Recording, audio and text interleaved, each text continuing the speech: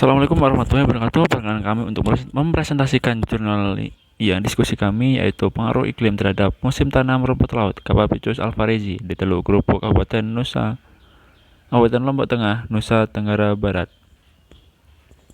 Kami beranggotakan tiga orang. Yang pertama yaitu Muhammad Jeni Ilman, NPM 68, Korenes Tasa, NPM 25, dan Muhammad Jeni, NPM 79.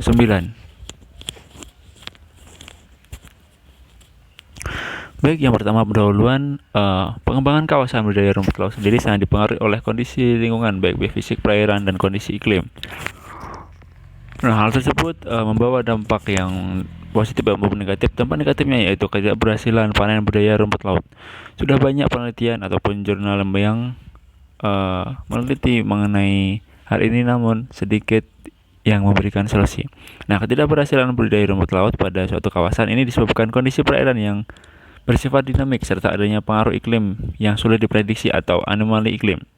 Nah, kegagalan panen yang sering dialami oleh budidaya rumput laut ini banyak disebabkan oleh gelombang besar yang menghancurkan media yang berupa curah hujan yang tinggi atau adapun panas sehingga menimbulkan penyakit atau maksudnya rumput laut yang dibudidayakan.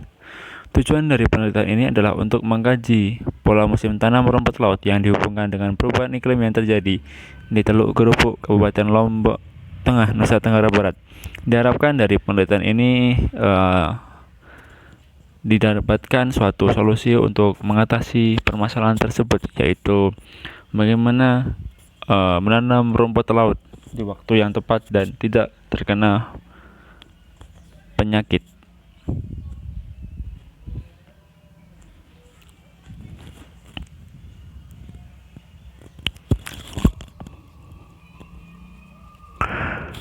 Kemudian metode yang digunakan ialah analisis data. Nah, data yang diambil ialah data primer dan data sekunder. Data primer berupa keragaman budidaya rumput laut dan pola musim tanam yang telah dikumpulkan pada bulan Oktober 2012. Nah, data sekunder yang dikumpulkan dalam penelitian ini meliputi yang pertama data musim tanam rumput laut, yang kedua data iklim, yaitu suhu, udara, kecepatan angin, dan curah hujan, dan data nilai indeks yang menunjukkan kejadian El Nino dan La Nina. Kemudian yang terakhir, laporan dan master plan pengembangan wilayah dari Dinas Kelautan dan Perikanan.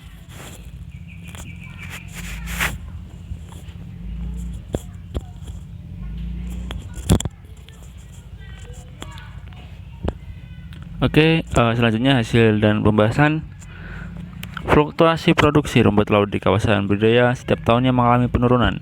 Berdasarkan data, pada tahun 2009, produksi rumput laut kering mencapai 13.000 ton, dan pada tahun selanjutnya pada tahun 2010 berkurang sekitar 3.000 ton menjadi 10.225 ton, dan berkurang lagi pada tahun 2011 menjadi 8.266 ton.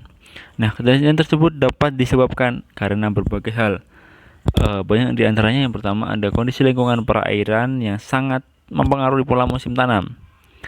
Nah, kondisi ini secara otomatis akan mempengaruhi produktivitas lahan untuk mendukung hasil yang maksimal.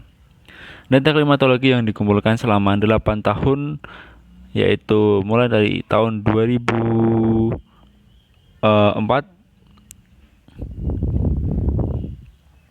menunjukkan fluktuasi suhu udara, curah hujan, dan kecepatan angin yang cukup berbeda di setiap tahunnya.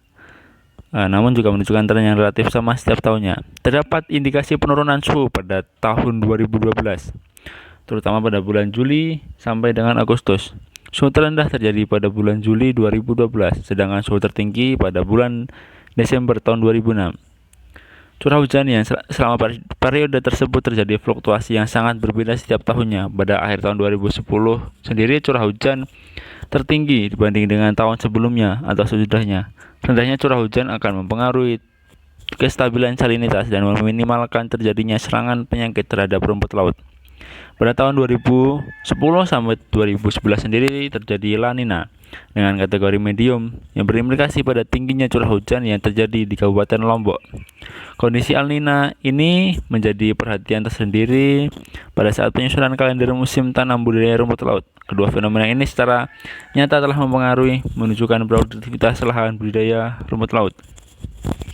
Berdasarkan analisa tersebut dapat ditarik kesimpulan bahwa fluktuasi iklim atau anomali cuaca sendiri telah berpengaruh nyata terhadap dampak penurunan budidaya rumput laut. Baik, terakhir yaitu kesimpulan produktivitas lahan pengembangan rumput laut sangat dipengaruhi oleh kondisi iklim. Adanya perubahan iklim baik secara nasional maupun global yaitu El Nino dan La Nina sangat mempengaruhi pola musim tanam rumput laut.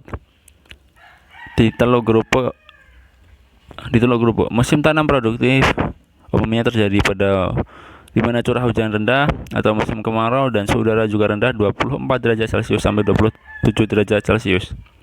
Terima kasih, dan apabila terdapat salah kami mohon maaf.